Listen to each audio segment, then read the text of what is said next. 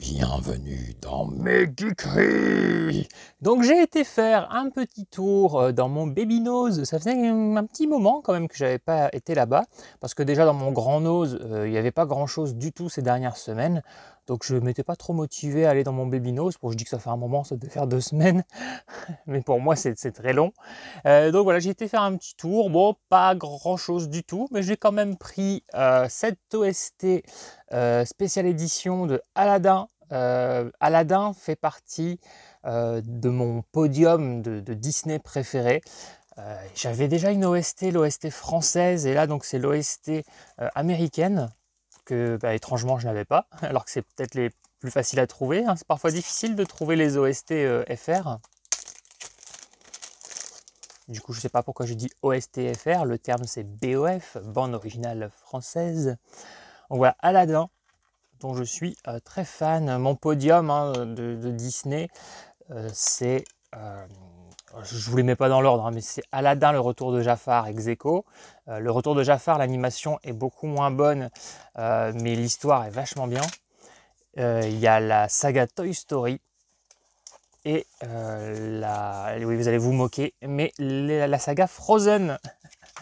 Et oui, j'adore la Reine des Neiges, vous le savez.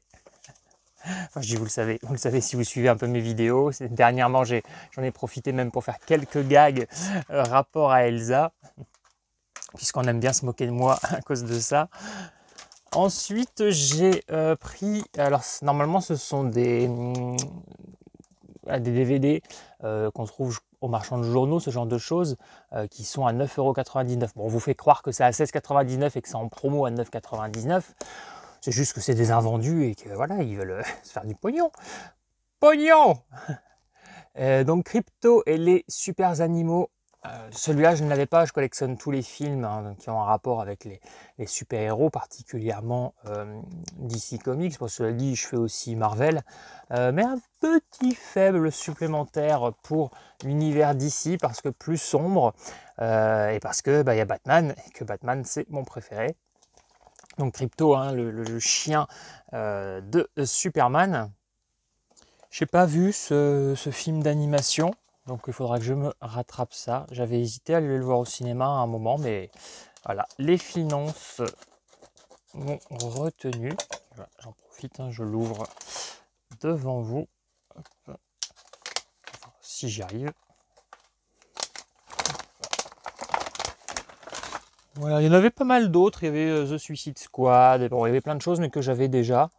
Donc voilà, j'ai juste rajouté à ma collection ce Super Pets. Je lui enlèverai son boîtier et je mettrai un boîtier de couleur approprié. Je ne sais pas encore lequel, un bleu ou rouge. Je fais souvent ça. Voilà. Donc j'ai pris ça. Dites-moi s'il est bien, si vous l'avez vu celui-ci. Et donc à proximité de mon baby nose, il y a Emmaüs. Donc je suis allé à Emmaüs et donc j'ai pris des petites choses. Pareil, j'ai pas énormément d'articles, 7 je crois. J'ai pris Mathilde Amé, voilà, un album en digipack. Je savais qu'elle chantait, mais je n'avais jamais entendu son travail et j'ai pas encore eu le temps d'écouter tout l'album, mais j'ai dû écouter 6 chansons. Mais j'aime bien son timbre de voix, elle a une petite voix toute fluette. Elle chante que en anglais, je crois. Je sais pas, je pense qu'il y a que des titres en anglais. Oui. J'aime bien les petites voix, vous savez, je vous ai déjà dit, j'adore par exemple Vanessa Paradis, j'adore ce style de petite voix. Et en même temps, parce que je suis une contradiction ambulante, j'adore aussi les voix féminines cassées, les voix pétées, vous savez, à la Bonnie Tyler ou Courtney Love, quand elle chante dans son groupe, enfin quand son ancien groupe, Hole. H-O-L-E. Je vous conseille, si vous ne connaissez pas le travail musical de la veuve de Kurt Cobain, je vous conseille ce groupe. Moi, personnellement, j'adore. Et je vous conseillerais de commencer par la chanson Celebrity Skin, hein, qui est peut-être leur plus gros tube rock. Et ça vous mettra dans le ton tout de suite. Et Courtney Love a aussi fait un album solo qui s'appelle America Sweet Heart, qui est génial. Voilà, je vous conseille, ça fait partie de mes albums préférés. Ensuite, j'ai pris Linda Lemay. J'ai pas mal d'albums de cette chanteuse. J'aime beaucoup son écriture. Et celui-là, je ne l'avais pas. Donc, je ne connaissais même pas celui-ci. Ah, par contre, voilà, je sais jamais comment on appelle ce truc-là. Je ne sais pas quel nom lui donner. Mais en tout cas, voilà, il est pété. Donc, le CD ne tient plus. Donc, il faudra que je remplace ça, là, la petite plaquette en entier. Voilà, donc, c'est 1 euro hein, les CD dans mon Emmaüs. 1 euro n'importe quel DVD et Blu-ray. Par contre, si un DVD comporte un deuxième disque bonus, bon, il ne le compte pas, il considère que les bonus ce n'est pas un disque. Par contre, s'il y a 2 films, si c'est un coffret de série aussi, s'il y a plusieurs disques, on paye au nombre de disques. Par contre, ça s'arrête à 5 euros. Donc si jamais il y a un coffret avec 7 disques, vous payez quand même 5 euros. Ça ne va jamais au-delà de 5 euros dans mon Emmaüs sur les DVD. À 50 centimes, rayon livre, voilà, j'essayais de plus trop prendre de livres, hein, parce que je commence à manquer un peu d'espace, et puis bon, il faut le temps de les lire aussi. Mais voilà, Starman, John Carpenter, je me suis dit que il serait sympa à côté du DVD. Donc, vous voyez, 50 centimes. Alors que c'est une novélisation. Donc novélisation, ça veut dire que le roman est écrit après le film. Là. Donc voilà, Starman. Je trouvais ça sympa, surtout à 50 centimes. Le prochain, 1 euro, le Blu-ray. Bon, bienvenue chez les Ch'tis. J'avais déjà eu à 1 euro l'édition double DVD. Je l'ai upgradé pour 1 euro. Je me dis, bon, c'est quand même le plus gros succès cinématographique français, donc c'est quand même bien de l'avoir dans la collection. Je le déteste pas, hein, ce film, c'est juste que je trouve que son succès est complètement abusé hein, par rapport à la qualité du film. Moi, je l'ai vu à la 2e séance. À l'époque, on allait beaucoup au Cinoche avec un pote. On s'était dit, bah, tiens, on va aller le voir. On aimait bien Danny Boone, hein. On n'aimait pas le Nord, on n'aimait pas le ch'ti. Mais malgré tout, je préviens s'il y a des nordistes ou des ch'tis hein, dans mes abonnés, moi je viens de là-bas. Hein. Donc dites pas que je critique parce que je connais pas ou que voilà.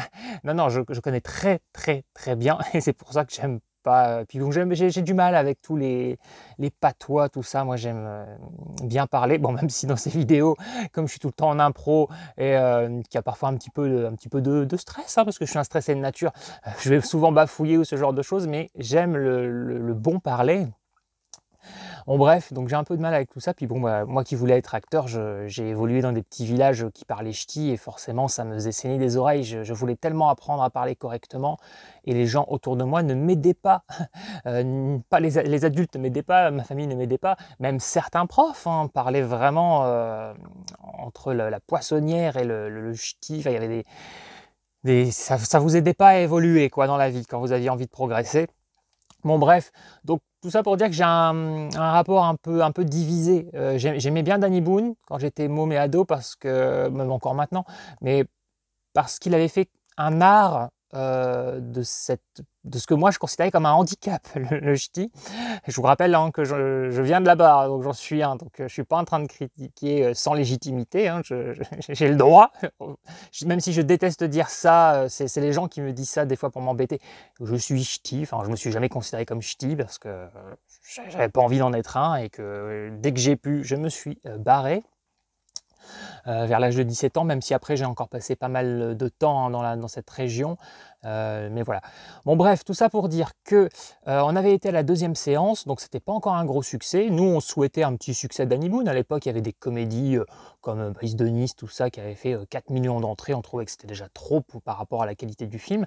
Nous, on s'est dit, tiens, on va aller voir Bienvenue chez les Ch'tis. Et puis, souhaitons-lui un 2 millions, 3, allez, 4 millions, soyons fous d'entrée, parce qu'on aimait bien le bonhomme.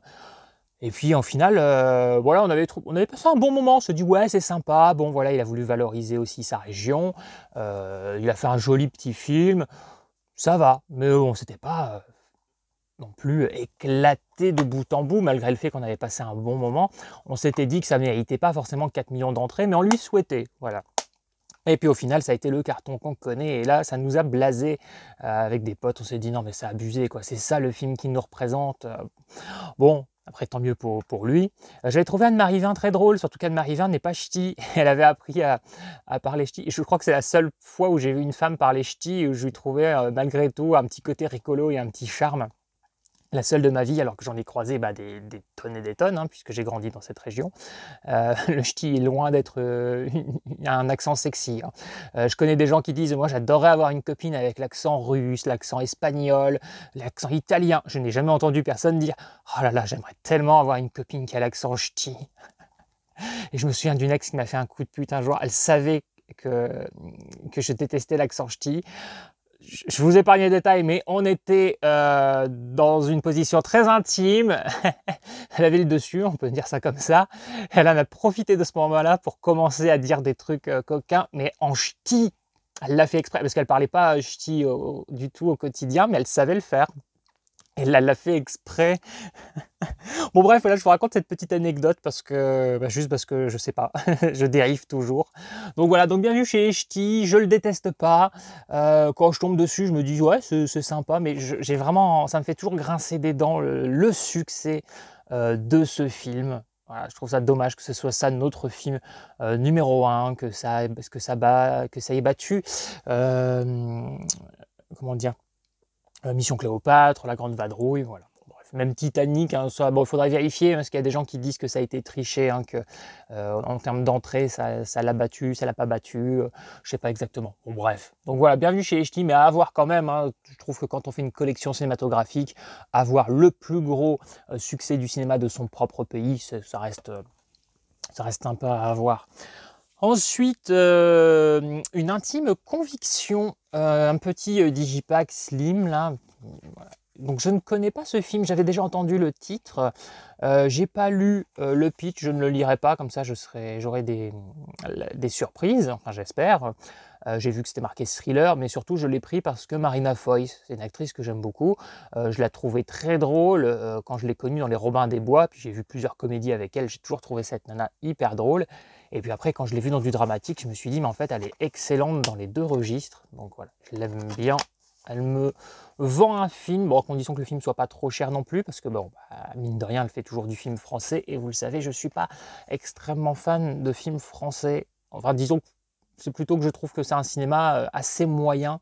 Il y a des perles, hein, je suis pas en train de dire que tout est mauvais, mais il y a beaucoup de films français, notamment les comédies et les drames sociaux, où à la fin, je me dis, ouais, bon.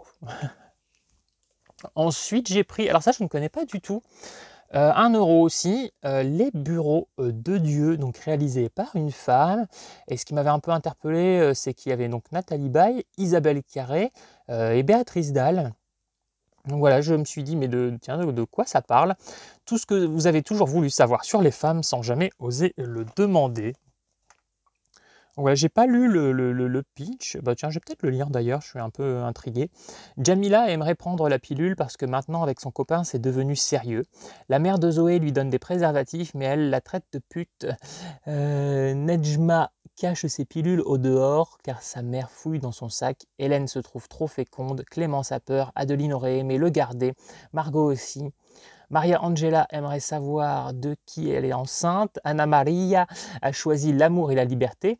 Anne, Denise, Martha, Yasmine, Milena sont les conseillères qui reçoivent, écoutent chacune se demander comment la liberté sexuelle est possible.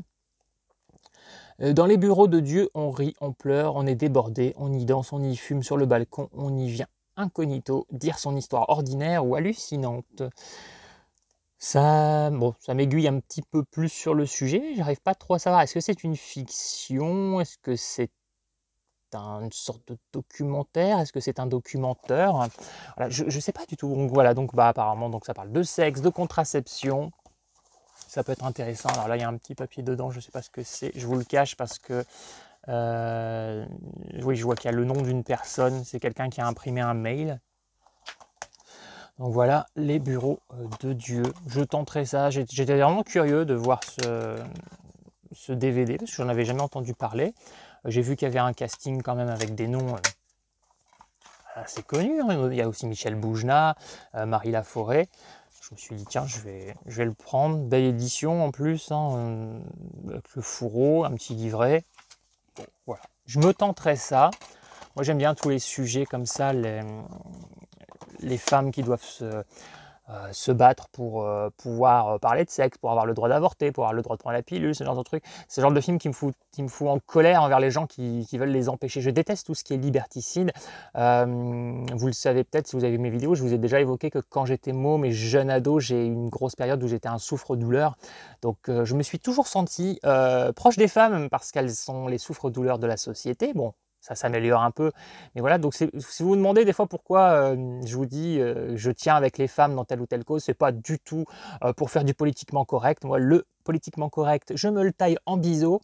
Vous le savez, j'ai un franc-parler, mais il y a beaucoup de situations où je tiens avec les femmes, où je me dis, mais si j'étais née femme dans ce monde, mais déjà que j'ai pas aimé mon enfance, mon adolescence par rapport à plein de choses que j'ai vécues, je me dis, mais si en plus j'avais été une fille, mais mes peurs, ma parano, tout ce que j'ai ressenti à l'époque aurait été décuplé. Je vous dis ça, hein, c'est une période de ma vie qui est complètement finie. Au milieu de mon adolescence, j'ai pété un plomb. Tous ceux qui m'emmerdaient, je leur foutais une tête, je me laissais plus emmerder du tout. Donc voilà, ma vie a complètement changé, mais je n'oublie pas cette période de souffre-douleur. Je pense que les gens qui ont vécu ce genre de période ne l'oublient pas, hein, ça reste quelque part ancré en nous.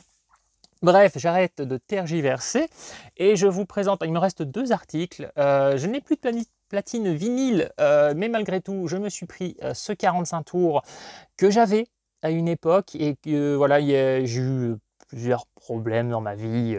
Quand j'étais ado, à 17 ans, je me suis retrouvé à la rue, etc. Après, j'ai vécu dans ma voiture. Bon, bref, il a fallu faire des choix et je m'étais séparé de mes VHS et de mes vinyles, qui étaient des choses qui me prenaient beaucoup de place.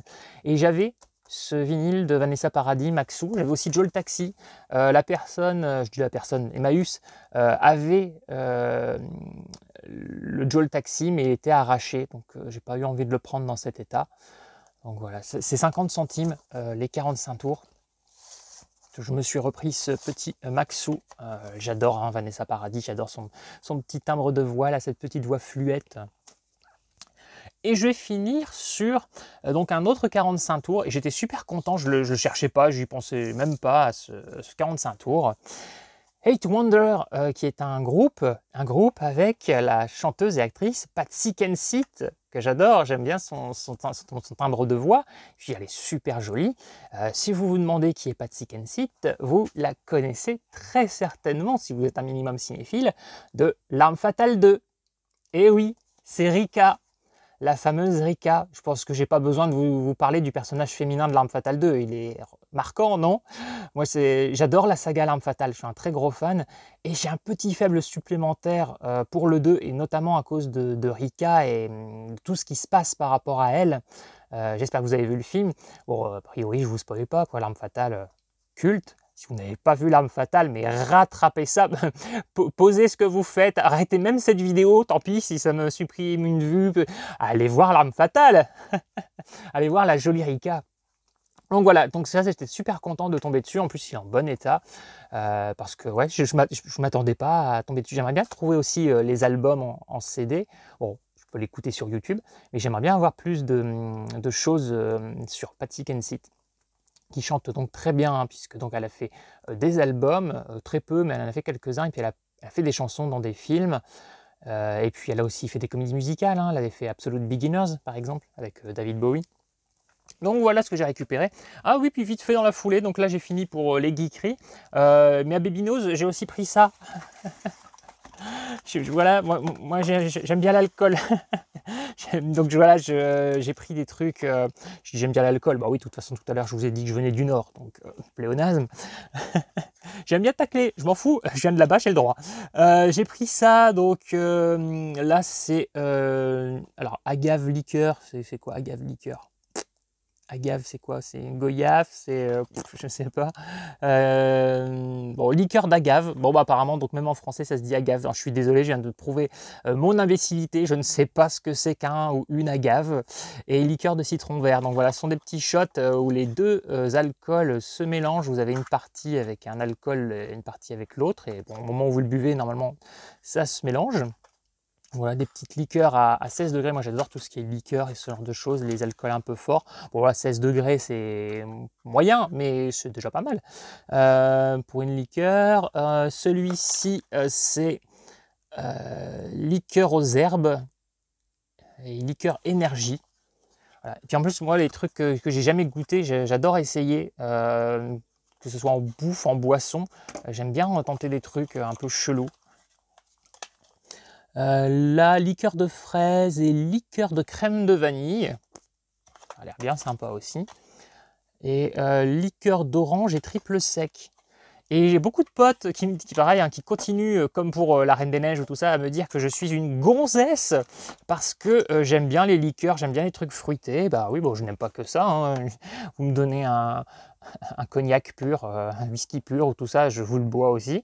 Mais j'aime bien les trucs fantaisistes et ouais, j'aime bien ces petits trucs. Donc je vais me les tester à 1,50 € pièce. Je me suis allé un petit plaisir pour augmenter un peu mon alcoolémie.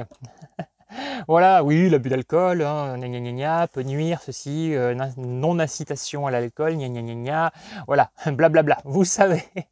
Allez, moi je vous laisse, je vous invite à liker, à commenter, à vous abonner, parce que vous le savez, je ne peux pas revenir. Super Son Geek et Super Son Picole.